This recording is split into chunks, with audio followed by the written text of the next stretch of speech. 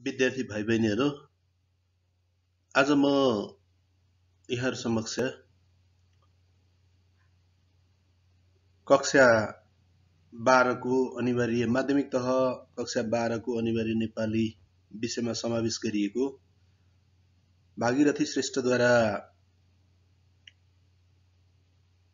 लिखित मातृत्व शीर्षकको कथामा आधारित रहेर निर्माण गरिएको शैक्षिक सामग्री सहित उपस्थित भएको छु। आजको यो सहजीकरण क्रियाकलापमा आजको कक्षामा हामी कथाकार भागीरथी श्रेष्ठको परिचय, प्रवृत्ति र विशेषता तथा मातृत्व शीर्षकको कथाको पात्रहरूको विश्लेषण अनि यस कथाको संक्षिप्त कथावस्तु, विषयवस्तु, मूल भाव वा उद्देश्य र शीर्षकीय सार्थकतामा केन्द्रित रहेर छलफल गर्नेछौँ। विद्यार्थी भाइ बहिनीहरू, म यहाँहरूलाई अब विषयवस्तुतर्फ अगाडि डोर्याउन चाहन्छु। सबैभन्दा पहिले हामी कथाकार भागीरथी श्रेष्ठको परिचय, प्रवृत्ति र विशेषताका बारेमा छलफल गर्दछौँ। कथाकार भागीरथी श्रेष्ठको जन्म विक्रम सम्वत 2005 साल असौज 14 गते गुल्मी जिल्लाको रिडी बजारमा भएको थियो। भाइ बहिनीहरू, यहाँहरू पश्चिमकै हुनुहुन्छ भने त रिडी बजारको बारेमा थाहा छ। यो रिडी बजार चाहिँ 3वटा जिल्लाको गुल्मी जिल्लामा परे तापनि पाल्पा, अर्घाखाँची र गुल्मी जिल्लाको संगम स्थल, पवित्र पावन धाम, पवित्र पावन धार्मिक क्षेत्र रुरुधाम, जहाँ चाहिँ कालीगण्डकी नदी छ, तीर्थस्थल पनि मानिन्छ, त्यहाँ पर्दछ। उनका भागीरथी श्रेष्ठका माता पिता जानकी बजिमाया र राजकुमार बजिमाया हुन् र उनले औपचारिक शिक्षा स्नातक तहसम्मको औपचारिक शिक्षा आर्जन गरेकी छन्। नेपाली साहित्यमा औपचारिक रूपमा विक्रम सम्वत 2023 सालमा रिडीबाट प्रकाशित हुने रुरु साहित्यिक पत्रिकामा प्रबल इच्छा शीर्षकको पहिलो कथाको प्रकाशनसँगै भागीरथी श्रेष्ठ नेपाली साहित्यमा प्रवेश गरेकी हुन् अथवा उनको आगमन भएको। अर्थात् विक्रम सम्वत 2023 सालमा प्रबल इच्छा शीर्षकको कथा प्रकाशन सँगै भागीरथी श्रेष्ठ नेपाली साहित्यमा प्रवेश गरेकी हुन् र नेपाली साहित्यमा भागीरथी श्रेष्ठका क्रमशः मोहदंश, विभ्रम, रंगीन पोखरी, रातो गुलाब, स्वावलम्बन जस्ता कथा संग्रहहरू, मालती र एउटा यस्तो आकाश 2वटा उपन्यास तथा उनले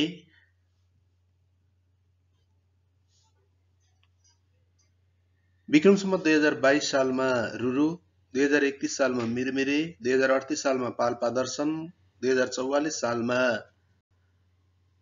कस्तुरी शीर्षकका साहित्यिक पत्रिकाहरूको सम्पादन पनि गरिन् र यसरी नेपाली भाषा र साहित्यको विकासमा भागीरथी श्रेष्ठले महत्त्वपूर्ण योगदान पुर्याएको पाइन्छ।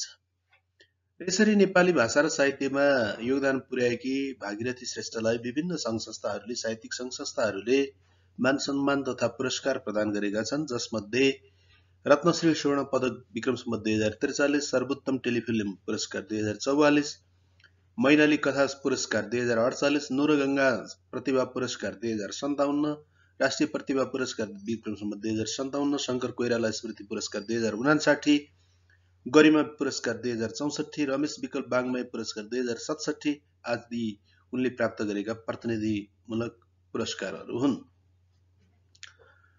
कथाकार भागीरथी श्रेष्ठका कथाहरूको अध्ययन गर्दा उनमा अर्थात् भागीरथी श्रेष्ठका रचनामा निम्न प्रवृत्ति र विशेषताहरू हामी पाउँछौँ। भागीरथी श्रेष्ठ नेपाली साहित्यको सामाजिक यथार्थवादी, प्रगतिवादी तथा नारीवादी कथाकारका रूपमा चिनिन्छन्।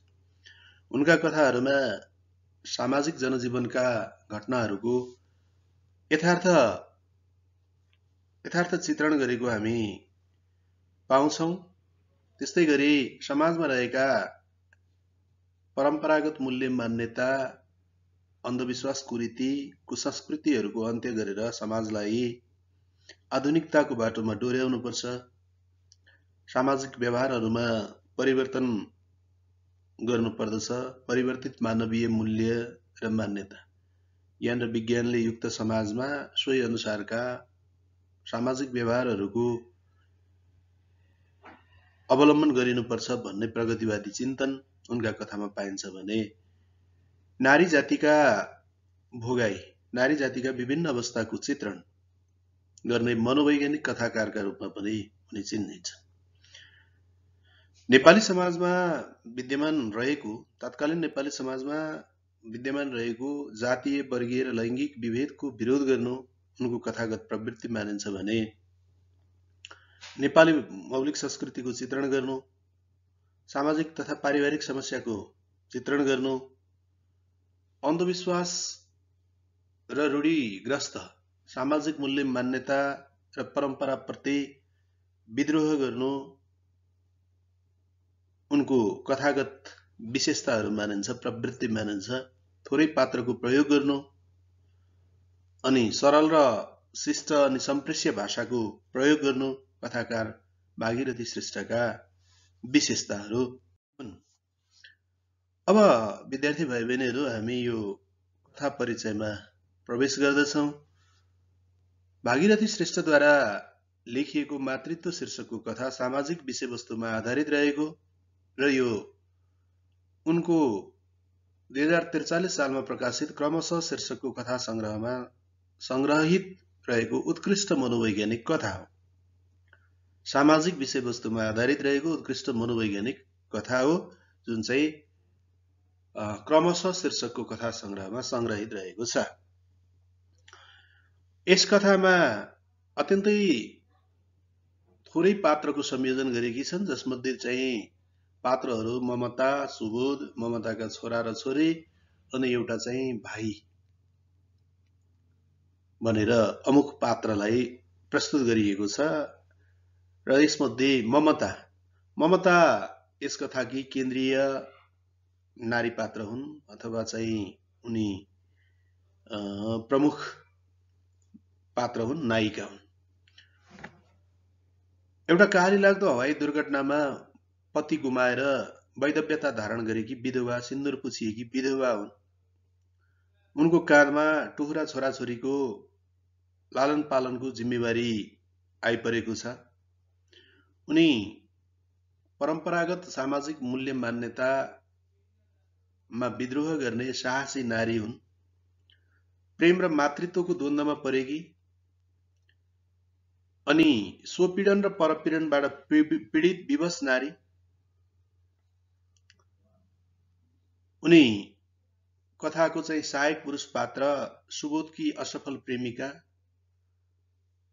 मातृत्वको लागि प्रेमको त्याग गर्ने समर्पित, मातृत्वप्रति मातृवात्सल्यताले ओतप्रोत भएकी, मातृत्वप्रति समर्पित, कर्तव्यपरायण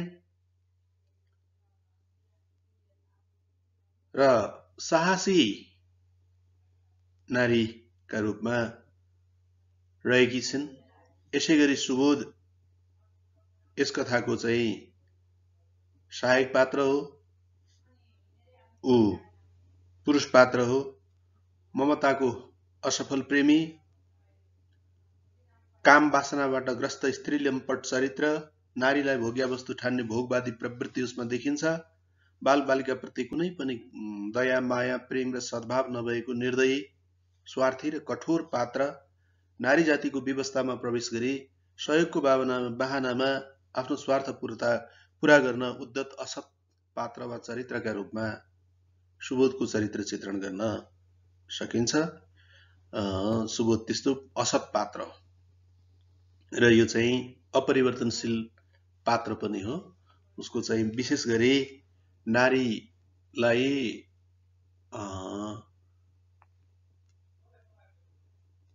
नारीलाई भोग्या वस्तु ठान्ने नारीलाई यौन कुण्ठा र यौन प्यास मेटाउनको लागि मात्रै प्रयोग गर्ने जुन चाहिँ स्वार्थी मनोवृत्ति देखिन्छ।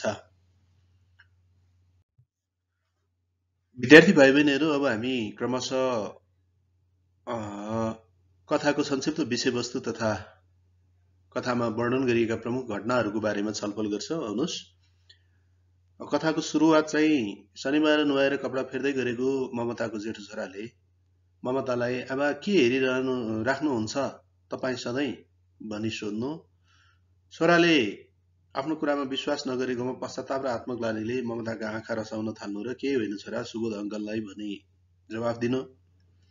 किन आउनुहुन्छ दिनदिनै हामी कहाँ भन्ने प्रश्नको उत्तरमा किन तिमीलाई मन पर्दैन र उहाँले तिमी हामी सबैलाई माया गर्नुहुन्छ भनी छोरालाई आश्वस्त तुल्याउन चाहनु। आमा सुबोध अङ्कल मलाई मन पर्दैन, तपाईँ नहुँदा हामीलाई कस्तो हपार्नुहुन्छ, गाली गर्नुहुन्छ, बुवाले जस्तो माया गर्नुहुन्न, अबदेखि सुबोध अङ्कललाई हामी कहाँ नआउनु भन्नुहोस् न भनेर पिलपिलाउँदो र माया लाग्दो स्वरमा छोराले भन्नु। हुन्छ छोरा भन्छु, तर अहिले होइन, अलि पछि भन्ने छु ल भन्ने सुन्दा छोराको अनुहारमा खुसी छाएको भाव देखिनु। हवाई दुर्घटनामा ममताको पति मारिएपछि कलिलो उमेरमै कलकलाउँदो उमेरमा नै ममताको सिन्दुर पुछिएको, छोराछोरी टुहुरा बनेका, लोग्नेको मिल्ने साथी भएकोले सुबोध ममता कहाँ बारम्बार आएर सहयोगको भावना दर्शाउँदै सान्त्वना र आश्वासन दिने गरेको, लोग्नेको अभाव महसुस गरेकी आफू र छोराछोरी असुरक्षित रहेको महसुस गरेकी ममता टेक्ने हाँगाको खोजीमा रहेको र ममताले मायाको निर्मल आकाशको चाहना राखेको पाइन्छ। उनी संसारमा माया गर्ने एउटा पुरुषको खोजीमा थिइन्, जसले शारीरिक भन्दा मानसिक रूपमा ज्यादा माया गरोस् भन्ने भावना उनमा थियो। उनले हरेक दुःख सुखमा साथ दिन आउने र सहानुभूति प्रकट गर्ने भएकाले सुबोधलाई त्यस्तो पात्रका रूपमा ग्रहण गरेकी थिइन्, लिएकी थिइन्। सहारा, सुरक्षा र माया गुमाइसकेकी सुबोधसँग कुराकानीकै सन्दर्भमा, कुराकानीकै प्रसङ्गमा सहारा, सुरक्षा र माया गुमाइसकेकी एउटी स्वास्नी मान्छेको अनुहार कसरी उज्यालो हुन सक्छ र छोराछोरी सानै भएको र यत्रो लामो जिन्दगी कसरी बाँचौँ भन्ने चिन्ता कुरै कुरामा ममताले सुबोधसँग राखिन्। सुबोधको तिमी के चाहन्छौ भन्ने प्रश्नको उत्तरमा चाहेर पनि सबै कुरा पुरा नहुने, मान्छेलाई चाहनाले सधैँ बेरिरहने भएकाले हरेक मानिसमा पवित्र माया, पवित्र सहारा र सुरक्षाको कल्पना हुने, तर सबै कल्पना आखिर पानीको फोका झैँ पट्ट फुटेर बिलाउँछन् भन्ने जवाफ ममताले सुबोधलाई दिइन्। ममता, तिम्रो भावना बुझे, यो अङ्गालो जिन्दगीभर फुत्कने छैन, न त पानीको फोका जस्तै फुट्ने छ भन्दै सुबोधले ममतालाई आवेशपूर्ण अङ्गालामा बेरे। लोग्नेको न्यानो अङ्गालो नपाएको 1 वर्ष भन्दा बढी समयपछि सुबोधको न्यानो अङ्गालो पाउँदा शारीरिक रूपमा ममतालाई रमाइलो लागे पनि मानसिक रूपमा उनलाई नरमाइलो लाग्यो। आँखाबाट भलभली आँसु बग्न थाले र सुबोधले ममतापूर्ण भावमा ममताका आँखाबाट निस्किएको आँसु पुछ्दै ममतालाई ढकमक्क भएर जीवनमा न्यानो घाम लागेको महसुस भयो। सुबोध र ममताले एक अर्काको प्रेमलाई स्वीकारे र ममता आफ्नो जीवनमा सुबोधलाई प्रवेश गराउन राजी भइन्। उनले सुबोधको प्रेमलाई अथवा स्वीकार गरिन्। अब ममताको मनमा अन्तर्द्वन्द पैदा हुन थाल्यो। ममताको मनमा कतै म कुबाटोमा टेकिएको त छैन, राम्रो गरे त, निर्णय छिटो त भएन, छोराछोरीको भविष्य के होला, सुबोधलाई किन झट्ट स्वीकार्नु पर्थ्यो, आफ्नो लागि आफै खाल्डो त खनिरहेको छैन, जस्ता अनेक खालका विचारहरू उद्वेलित हुन थाले, विचरित हुन थाले। मनमा अन्तर्द्वन्द चाहिँ खेल्न थाल्यो। समाज र परम्पराको समर्थनको सम्भावित प्रतिकारले ममतालाई डर लाग्न थाल्यो। सोचमा डुब्दै गर्दा ममताको मनमा विद्रोहको भावना जागृत भयो। लोग्नेको अवसानपछि आफ्नो र छोराछोरीको लागि सहारा र माया खोजेर आफूले गल्ती नगरेको निचोडमा उनी पुगिन्। उनले मनमा नै उनको मनमा निरस जिन्दगीलाई रसाउन मायाको सङ्लो नदी छारीधार ओत चाहिने विचार उठेर आयो। त्यसैले आफ्नो निर्णय गलत नभएको निचोडमा उनी पुगिन्। पीरले तप तप चुहिएर बस्नुभन्दा खुसी खुसी भएर बाँच्नुपर्ने विचार उनको मनमा पलायो। त्यसैले यो विचारले उनले सुबोधलाई अँगालेकोमा कुनै पश्चाताप छैन भन्ने विचार गरिन्। सुबोध ममता कहाँ दैनिक रूपमा आउन थाले। ममताले साहस गरेर सुबोधको चुरोट खाने बानीको विरोध गरिन् र सुबोधले केही दिनमा चुरोट छोड्ने प्रतिबद्धता व्यक्त गरिन्।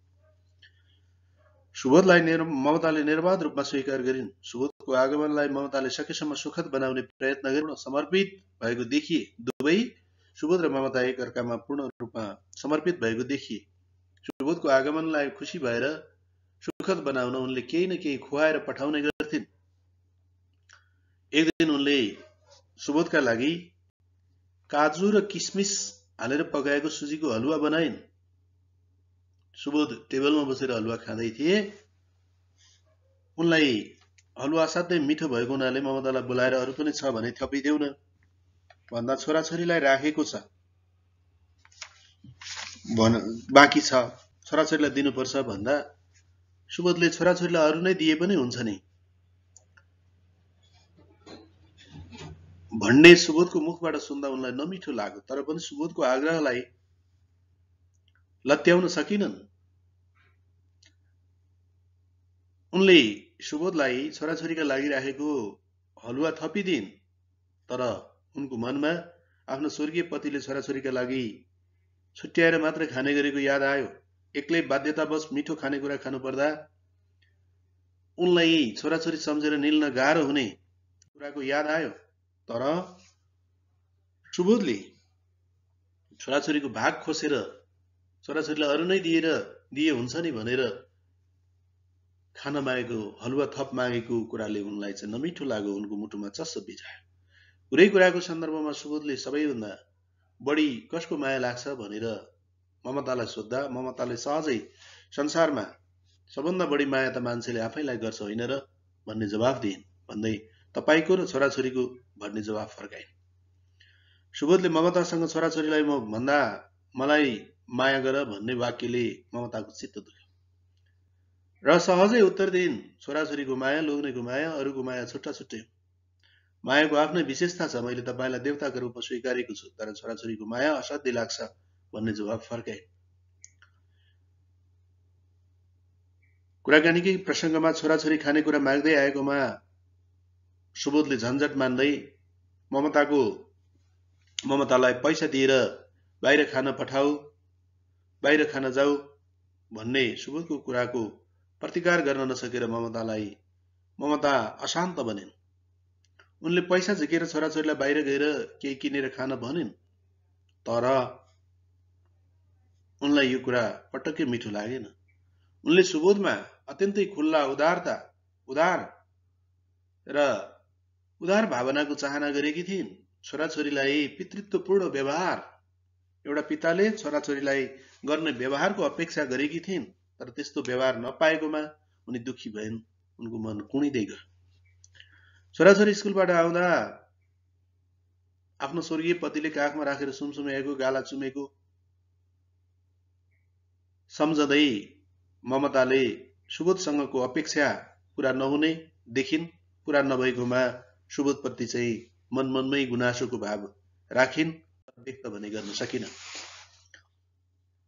छुट्टीको दिनमा आमासँग रमाउँदै गरेका छोराछोरीलाई सुबोधले ममताको पर्सबाट पैसा निकालेर तिमीहरू बाहिर खेल्न जाओ पैसा निकालेर दिँदै तिमीहरू बाहिर खेल्न जाओ भन्ने आदेश दिए। तर छोराछोरीहरूले मानेनन्। जब सुबोधले छोराछोरीलाई आँखा तरेर हेरे डराएर छोराछोरीहरू नचाहेरै बाहिर गए। यी सबै कुरा ठुलो हेरिरहेकी थाहा पाएकी ममता केही बोल्न सकिनन्। उनमा एकातिर मातृत्वको भावनाले छोराछोरीप्रति आकर्षित गराउँथ्यो, छोराछोरीप्रति समर्पित हुन्थिन् भने अर्कातिर प्रेमले तानेको थियो। सुबोधलाई पनि उनी केही भन्न नसक्ने अवस्थामा थिइन्। उनी मातृत्व र प्रेमको मानसिक द्वन्द्वमा चपेटामा परेकी थिइन्। उनको मनमा सबै कुरा थाहा पाएपछि छोरो पछि मसँग रिसाउला र घृणा गर्ला भन्ने तर्क पनि मनमा उठ्दा उनलाई खल्लो लाग्यो। उनको जिउ भारी थियो, कपाल दुखेको र सन्चो नभएको जानकारी उनले सुबोधलाई गराइन्, तर पनि सुबोधले मारेन। उनले ममतामाथि आफ्नो अधिकार जमाउँदै ढोका लगाएर आफ्नो अँगालोमा आउन आदेश दियो। ममतालाई नराम्रो र खल्लो लाग्यो। एकैछिनमा केटाकेटी आएर ढोका ढकढक्याउँदा सुबोध रिसाएर असन्तुष्टि व्यक्त गर्दै छोराछोरीलाई बोर्डिङमा राखिदेऊ, आफूलाई केटाकेटीले डिस्टर्ब गरेको चाहिँ नि मन पर्दैन भन्ने शब्दले ममताको मनमा चसक गएको छ। अर्थात् सुबोधले ममतालाई वासनात्मक प्रेम गरेको पाइन्। जस्तोसुकै अवस्थामा पनि सुबोध सधैँ ममताको शरीरलाई कोपर्न, चाट्न र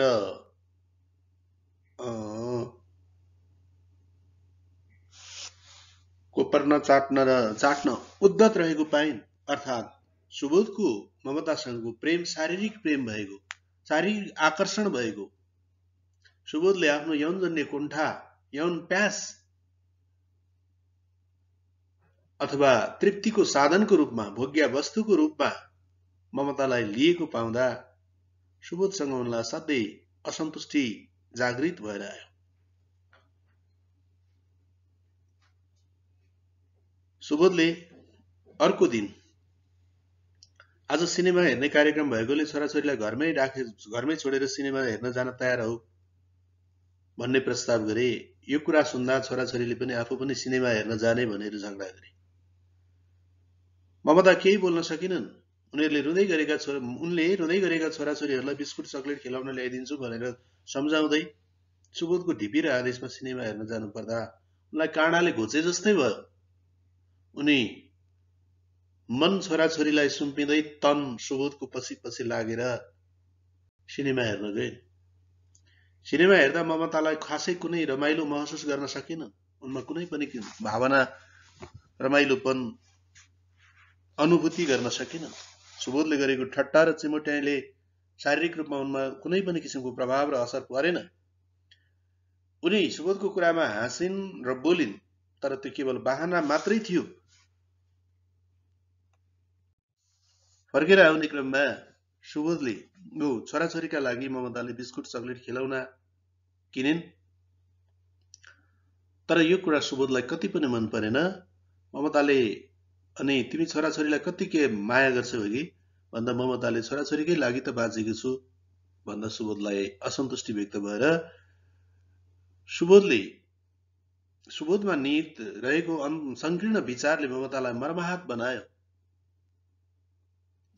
सुबोधले ममताको बिरामीपनमा पनि व्यवस्था गर्यो। ऊ सधैँ ममतालाई कोपर्न, लुच्न र चाट्न उद्धत रह्यो। तर ममताले ठिक उल्टो सुबोधबाट मानसिक मायाको अपेक्षा गरेकी थिइन्। सुबोधले ममतालाई मानसिक माया, आत्मिक प्रेम भन्दा पनि शारीरिक भोगलाई प्राथमिकता दिएको थियो। उनको शरीरको आकर्षणबाट सुबोध लालायित थियो।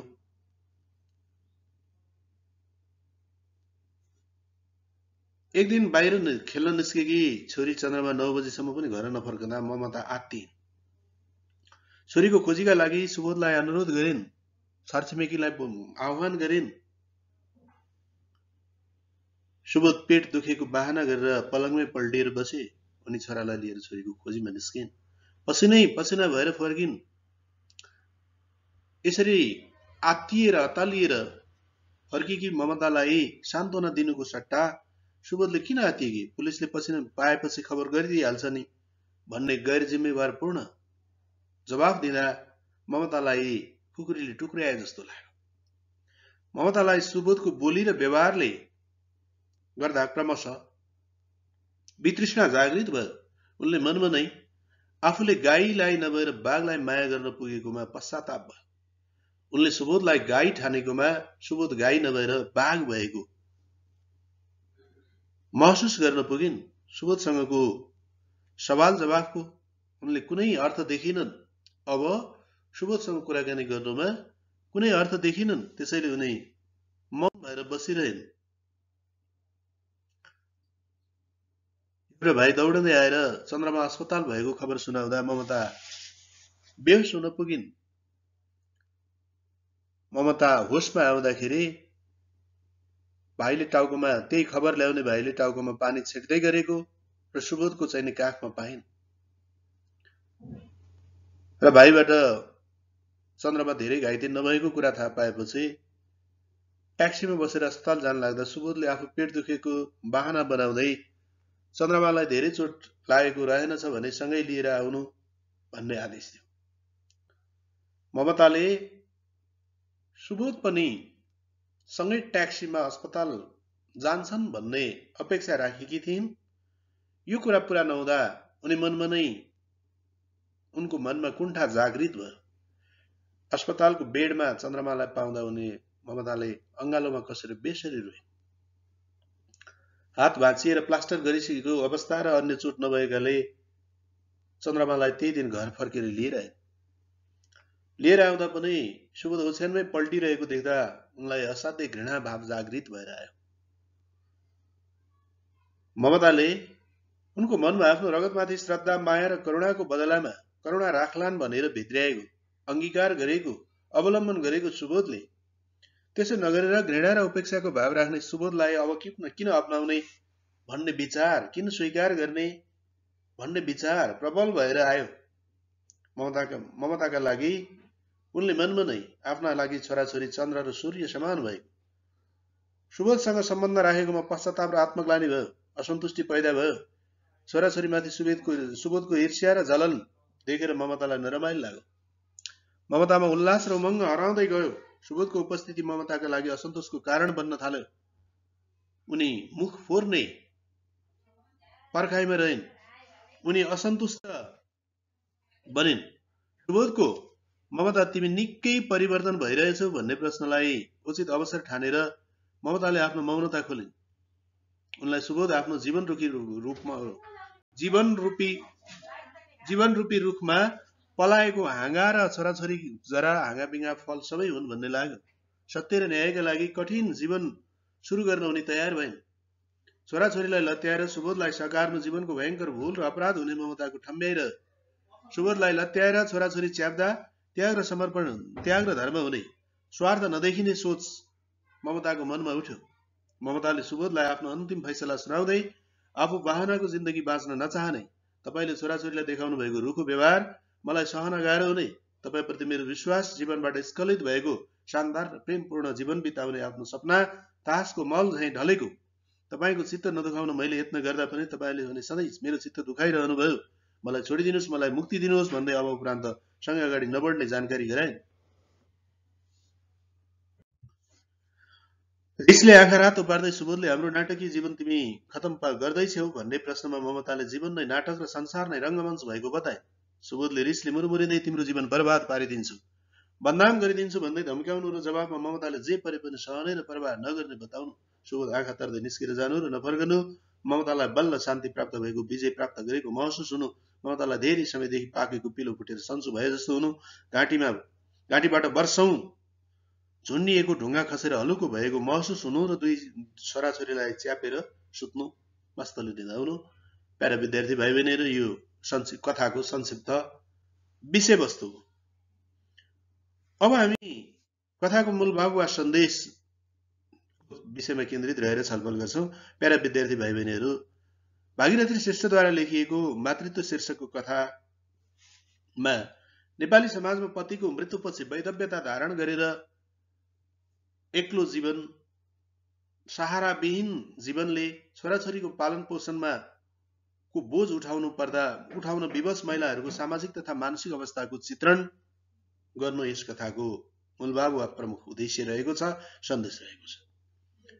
सहयोग र सद्भाव मार्फत विधवा महिलासँग नजिकिने र उनीहरूको जीवनलाई भोग्यावस्तु बनाउने, आफ्नो कुण्ठा मेटाउने साधनको रूपमा प्रयोग गर्ने सुबोध प्रवृत्तिको विरोध गर्नु यो कथाको मूल भाव। नेपाली समाजमा रहेको एकल महिलाहरू सधैँ एकल महिलाकै रूपमा जीवन बिताउनु भन्ने यो सामाजिक मानसिकताको विरोध गर्नु र अन्धविश्वास र कुरीतिग्रस्त सामाजिक कुप्रथा र परम्परा विरुद्ध विद्रोह गर्नु यो कथाको मूलभाव हो, सन्देश। नारीहरू प्रेम, सौन्दर्य, ममता, कोमलता, क्षमाशीलता, मातृत्व र वात्सल्यताका खानी हुने विषयको चर्चा गर्नु यस कथाको मूलभाव हो। नारीहरू प्रेम, समर्पण र त्यागका प्रतिमूर्ति हुन्। उनीहरूका लागि मातृत्वको तुलनामा भौतिक सुख र शारीरिक सुख तुच्छ हुन्छ भन्ने कुरा बताउनु, मातृत्वको रक्षार्थ जस्तोसुकै कठोर निर्णय लिन पनि नारी जाति पछि नहट्ने तथ्य उजागर गर्नु,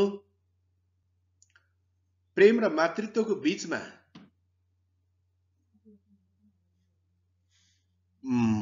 प्रेम र मातृत्वको अन्तर्द्वन्द्वमा पिल्सिएका नारीहरूले अन्ततोगत्वा मातृत्वलाई प्राथमिकता दिने र प्रेमलाई, भौतिक सुखलाई, शारीरिक सुखलाई त्याग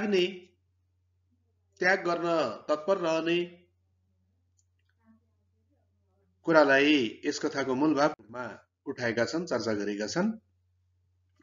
विद्यार्थी भाइ बहिनीहरू, यस कथाको अब परिवेशको रूपमा हामी चर्चा गर्छौं। यस कथामा बाह्य परिवेशको रूपमा ममताको घर, सिनेमा हल, बजार, अस्पताल आदि रहेका छन् भने कथाको आन्तरिक परिवेश मानवीय प्रेम, समर्पण र सहयोगी भावना। नारी जातिमा अन्तर्निहित प्रेम र सङ्घर्षको भाव, मातृत्व र प्रेम बीचको मानसिक द्वन्द्व, पुरुष जातिमा रहेको भोगवादी प्रवृत्ति, नारीलाई भोग्या वस्तु, अलमारीमा सजाएर राखिएको खेलौना, तृप्तिको साधनका रूपमा लिने पुरुष प्रवृत्तिको विरोध गर्नु, नेपाली समाजमा पतिको मृत्यु पश्चात विधवाहरूको कष्टकर जीवन र कारुणिक भोगाई, शारीरिक तथा भौतिक सुख र मातृत्व बीचको अन्तर्द्वन्द्व र मातृत्वका लागि नारी जातिले गर्ने त्याग र समर्पणलाई कथाको आन्तरिक परिवेशका रूपमा चाहिँ प्रस्तुत गरिएको छ। प्यारा विद्यार्थी भाइ बहिनीहरू, अब हामी कथाको शीर्षकीय शीर्षकको चाहिँ सार्थकताको विषयमा छलफल गर्छौं। कथाकार भागीरथी श्रेष्ठले यस कथाको शीर्षक मातृत्व राखेकी छिन्, जुन सार्थक रहेको छ। यो मातृत्व शब्द मातृ आधार पदमा त्व प्रत्यय लागेर बनेको विशेषण शब्द हो, जसको अर्थ आमा हुनाको भाव वा मातृवात्सल्यता भन्ने हुन आउँछ। यस कथाको प्रमुख पात्र ममताको जीवनमा मातृत्व र प्रेमको चाहिँ मानसिक अन्तर्द्वन्द्व, ममताले आफ्नो मातृत्वको रक्षार्थ, आफ्ना छोराछोरीको रक्षार्थ सामाजिक कलङ्क, तात्कालीन चाहिँ अन्धविश्वास र सामाजिक मूल्य मान्यता र परम्पराबाट विद्रोह गर्दै सुबोधलाई आफ्नो जीवनमा, विधवाको जीवनमा प्रवेश गराउनु, आफ्नो र छोराछोरीको चाहिँ संरक्षण र सद्भाव, माया, प्रेम आदि कुराको चाहिँ नि अपेक्षा सहित भित्रिआएकी थिइन्, जुन सामाजिक मूल्य मान्यता विरुद्ध विद्रोह थियो। तर उनको चाहना, सुबोधबाट उनले आत्मिक प्रेम चाहेकी थिइन्। उनको वासनात्मक प्रेम प्रति त्यति धेरै आसक्ति थिएन, तर सुबोधबाट त्यस्तो कुरा प्राप्त भएन। उनले सुबोधलाई सधैँ सुखी र खुसी राख्ने प्रयत्न गरिन्, तर सुबोधले सधैँ ममताको चाहिँ मन कुड्याउन र आफ्नो स्वार्थ पूरा गर्न मात्रै, ममतालाई चाहिँ वासनात्मक रूपमा ममताको शरीरलाई प्रयोग गर्न मात्रै प्रयोग गर्दै आए। उनी प्रेम शारीरिक भौतिक सुख र मातृत्वको चाहिँ अन्तर्द्वन्द्वमा फसिन्, मानसिक द्वन्द्वमा फसिन्। अन्ततोगत्वा उनले भौतिक सुखलाई, शारीरिक सुखलाई, प्रेमलाई तिलाञ्जली दिएर मातृत्वको संरक्षणमा जस्तोसुकै कठिन परिस्थितिको सामना गर्नु परे पनि तयार रहेको कठोर निर्णय सहित सुबोधलाई आफ्नो जीवनबाट अलग्याइन्, बाहिर निकालिन्। सुबोधलाई आफ्नो जीवनमा पलाएको हाँगाबिङ्गाको संज्ञा दिँदै छोराछोरी आफ्नो लागि आफ्नो जीवनरूपी वृक्षको, जीवनरूपी रुखको हाँगाबिङ्गा, फल, जरा सबै भएको महसुस गर्दै छोराछोरीको संरक्षणका लागि सुबोधलाई आफ्नो जीवनबाट अलग्याइन्। यसरी कथाको सम्पूर्ण विषयवस्तु मातृत्वसँग केन्द्रित रहेको छ। प्रमुख पात्र ममताको चाहिँ भूमिकासँग केन्द्रित रहेको छ, उनकै सेरोफेरोमा रहेको छ। शीर्षक, उद्देश्य र विषयवस्तु बीच त्रिकोणात्मक सम्बन्ध स्थापना भएको, शीर्षकले विषयवस्तुको प्रतिनिधित्व गर्न सक्ने, शीर्षक र विषयवस्तु बीच तादात्म्यता रहेकोले यस कथाको शीर्षक सार्थक रहेको छ सफल रहेको छ। प्यारा विद्यार्थी भाइ बहिनीहरू, यहाँहरूलाई यो सहजीकरण सामग्री उपयुक्त लागेमा लाइक, शेयर र सब्स्क्राइब गरी माध्यमिक तहको कक्षा 12 मा अध्ययन गर्ने सम्पूर्ण विद्यार्थी भाइ बहिनीहरू समक्ष पुर्याउनको निम्ति सहयोग गर्ने अपेक्षा गर्दै आजको यो कक्षाबाट तपाईहरूको म नेपाली विषय शिक्षक वैकुण्ठ प्रसाद नेउपाने बिदा हुन चाहन्छु। जहाँ रहनुहुन्छ स्वस्थ, मस्त र व्यस्त रहनुहोला। ओमिक्रोन भाइरसको संक्रमणबाट आफू पनि सुरक्षित रहनुहोस् र अरूलाई पनि सुरक्षित गराउनुहोस्। धन्यवाद, नमस्कार।